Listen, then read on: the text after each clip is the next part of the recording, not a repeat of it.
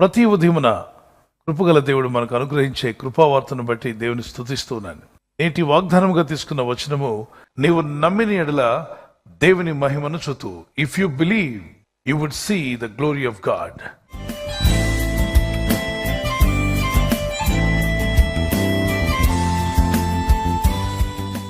ఈ విషయాన్ని ప్రభు మార్తతో మాట్లాడారు. సహోదరుడు లాజరు నిద్రించి ఉండగా ప్రభు ఆ సమాధి వద్దకు వెళ్లి ఆ రాయిని తీయమంటాడు. అప్పుడు మార్త అంటుంది, ప్రభా రాయిని తీస్తే దుర్వాసన వస్తుంది కదా, భరించలేం కనుక దయచేసి రాయిని తీయమని మీరు చెప్పొద్దు అని. అంటే అప్పటి పరిస్థితిని బట్టి, ఆమెకు ఎదురైన స్థితిగతులను బట్టి మాట్లాడుతుంది. ప్రకృతి పరంగా ఆమె మాట్లాడుతుంది. రాయి తీసేస్తే వాసన కదా వస్తుంది, ప్రభు ఏమో రాయి తీయమంటున్నాడు. అప్పుడు ప్రభు అన్నాడు, మార్త నువ్వు నమ్మగలిగితే దేవుని మహిమను చూస్తావు. మనం భౌతికంగా ఆలోచన చేస్తుంటాం, ఇలా అయితే సరిగ్గా జవాబు రాదు, ఈ విధంగా అయితే మాకు రావాల్సిన డబ్బు రాదు, మేము అమ్మాలనుకున్నది అమ్మలేము, కొనాల్సింది కొనలేము, ఈ విధంగా ఉంటే నేను వర్ధిల్లలేను, ఈ విధంగా చేస్తే సేవ పైకి రాదేమో అని. అదంతా మన భ్రమ. మనకు చాలా పరిస్థితులు అడ్డుగా ఉండొచ్చు, అది మన సామర్థ్యానికి ఆటంకంగా ఉండొచ్చు, కానీ దేవుని సామర్థ్యం ముందు అన్ని ఏది కూడా నిలబడలేదు. దేవునికి సమస్తము సాధ్యమే. సంతానం దేవుడు ఇస్తాను అన్నాడు అనుకోండి, ప్రభా 15 సంవత్సరాలు లేనిది సంతానం నువ్వు ఎలా ఇస్తావు? డాక్టర్లు కూడా చెప్పారు కదా మాకు అవకాశం లేదని అని అంటున్నారా? అది మీ ఆలోచన, పక్కన పెట్టండి. నమ్మండి, దేవుడు సమస్తం సాధ్యపరచగలడు. అది వివాహ విషయమైన ఇన్ని సంవత్సరాల ఉన్న వివాహం ఈ సంవత్సరం అవుతుందా, లేదు నెక్స్ట్ ఇయర్ అవుతుందా అని అంటే దేవునికి సమస్తము సాధ్యమే. ఇన్ని సంవత్సరాలు లేని తెలివితేటలు పిల్లలకు వస్తాయంటే దేవునికి సమస్తం. ఎన్ని సంవత్సరాలు తీరని అప్పు బాధలు తీరిపోతాయా? దేవునికి సమస్తము సాధ్యమని చెప్పండి. ఆ రాయిని తీసేశారు. ఏం జరిగింది? రాయిని తీయగానే ప్రభు అద్భుతం జరిగించాడు. రాయిని తీయడం మన పని, మృతి పొందిన వ్యక్తిని లేపడం దేవుని పని. అందుకే మన వల్ల కాని పని మనం చేయమనలే ప్రభు, మన వల్ల అయిన పనినే చేయమన్నాడు. మీ వల్ల అయిన పనినే చేయమన్నాడు. మీరేం చేయగలరు? రాయిని తీసేయగలరు. రాయి తీయడం మన వల్ల అవుతుంది. మనం అందరం కలిసి ప్రయత్నం చేస్తే రాయిని ఈజీగా తీసేయవచ్చు. మీ జీవితంలో అడ్డుగా ఉన్న కొన్ని రాళ్ళు ఉన్నాయి, ఆ రాళ్ళు తీసేసేయండి.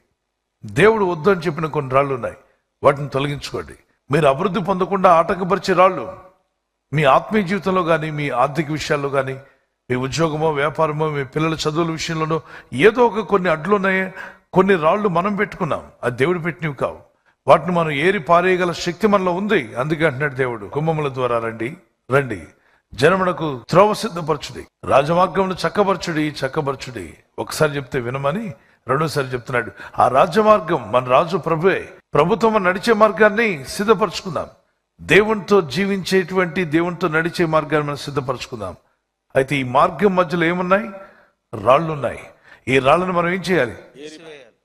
ఏరి పారవేయండి అన్నాడు. ఏరాలి, పారేయాలి. మీలో చాలా మందికి తెలుసు, బియ్యంలో రాళ్ళు ఉండేవి ఇంతకుముందు. నల్ల రాళ్ళు ఉంటాయి, తెల్ల రాళ్ళు ఉంటాయి. మీకు ఆ విషయం గుర్తుపెట్టుకోండి. నల్ల రాళ్ళు మీకు ఈజీ కనిపిస్తాయి, తెల్ల రాళ్ళు కనబడవు, బియ్యంలో కలిసిపోయి ఉంటాయి. నల్లరాళ్ళు ఏంటి? నేను మందు తాగడం మానేశాను, తిరగడం మానేశాను, ఇతరులను కొట్టడం మానేశాను, తిట్టడం మానేశాను. ఇవన్నీ కూడా నల్లరాళ్ళు. వాక్య విరుద్ధమైన పనులు, దేవుని చిత్తానికి లోబడకపోవడం. మీకు తెలిసి ఇవి నల్లరాళ్ళు, మీకు కనిపిస్తాయి, తీసి పారేశారు. మరి తెల్లరాళ్ళు ఏంటంటే బియ్యంలో కలిసిపోయి ఉన్నటువంటి తెల్లరాళ్ళు. మీ ఇంట్లో వాళ్ళని క్షమించకపోవడం, భర్తను క్షమించకపోవడం, భార్యను క్షమించకపోవడం, ఒకే దగ్గర ఉంటారు, అత్తను క్షమించకపోవడం, కోడలను క్షమించకపోవడం, ఇంట్లో వాళ్ళని క్షమించరు, అన్నదమ్ములను క్షమించుకోకపోవడం, ఒకరితో ఒకరు సమాధానం పడకపోవడం. తెల్లరాళ్ళు మన మనసులో కలిసిపోయి ఉన్నాయి. అసూయ, మత్సరం, ఇవన్నీ మీలో కలిసిపోయి ఉన్నవి. మీరు వర్ధిల్లకుండా, దేవుడు చేసే మహోన్నతమైన కార్యాలు పొందకుండా, ఆయన అనుగ్రహించే మహిమను మీరు పొందుకోకుండా కొన్ని తెల్లరాళ్ళు లాంటివి అంటే మీలో మీరు కలిసిపోయి ఉంటాయి. వాటిని చాలా జాగ్రత్తగా నిశ్చితంగా వెతుకుతూనే బయటపడతాయి. వాటిని వెతకండి. బియ్యం ఏరినట్టుగా మీ హృదయాన్ని ఏరండి, మీ మనసును ఏరండి, మీ ఆలోచనలో ఉన్న వాటిని ఏరండి. వ్యర్థమైనవని తెలిస్తే తీసి పారవేయండి. మీరు దేవుని మహిమను, దేవుని మహిమకరమైన కార్యాలు చూడాలంటే నమ్మండి. నమ్మి విశ్వాసం ఉంచి సందేహం లేకుండా ప్రార్థించండి. అద్భుతమైన మహోన్నతమైన కార్యాలు దేవుడు మీ పట్ల జరిగించునుగాక. ఆమేన్.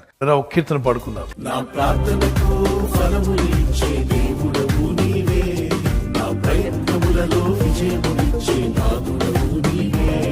నా ప్రార్థనకు ఫలము ఇచ్చే దేవుడవు నీవే, నా ప్రయత్నములలో విజయమునిచ్చే నాదుడవు నీవే.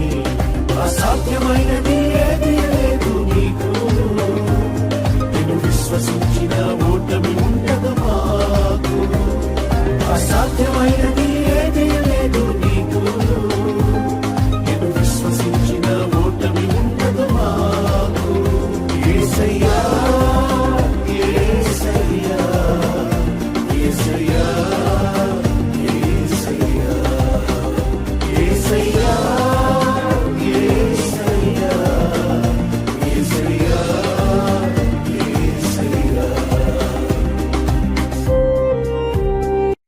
Pain will end. మీకున్న ఆ నొప్పి బాధను దేవుడు తొలగించగలడు, దానికి ముగింపు పలకగలడు.